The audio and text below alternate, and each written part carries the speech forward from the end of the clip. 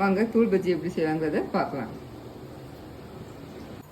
தூள் பஜ்ஜி செய்கிறதுக்கு வெங்காயத்தை வந்து கட் பண்ணி இப்படி கையை வச்சு மேஷ் பண்ணோம்னா நல்லா உதவி உதவியாக வரும். இந்த மாதிரி பண்ணி வச்சுக்கலாம். ஒரு பச்சை மிளகா கட் பண்ணியிருக்கேன், அதை போட்டுக்கலாம். கருவேப்பிலை கட் பண்ணி வச்சுருக்கேன், அதையும் சேர்த்துக்கலாம். கொஞ்சமாக சோம்பு போட்டுக்கலாம். காரத்தக்கன மிளகா பொடி சேர்த்துவோங்க.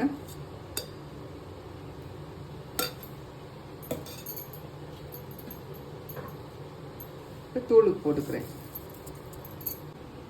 எல்லாத்தையும் ஒன்றோட பிணைஞ்சு விட்டுக்கலாம். இந்த அளவுக்கு நல்லா மிக்ஸ் பண்ணிவிட்டேன். இப்போ கடல மாவு சேர்த்துக்கலாம். கடல மாவு ஒரு 4 ஸ்பூன் போடுறேன்.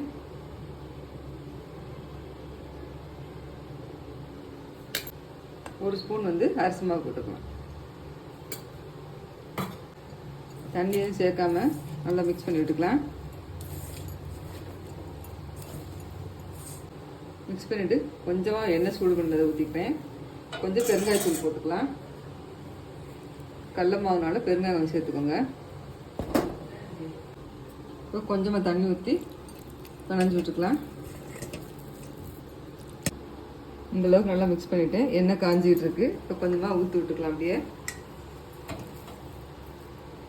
எண்ணெய் வந்து மீடியம் ஃப்ளேமில் வச்சுக்கிட்டு இப்படி கொஞ்சமாக ஊற்றி விடுங்க. அப்படியே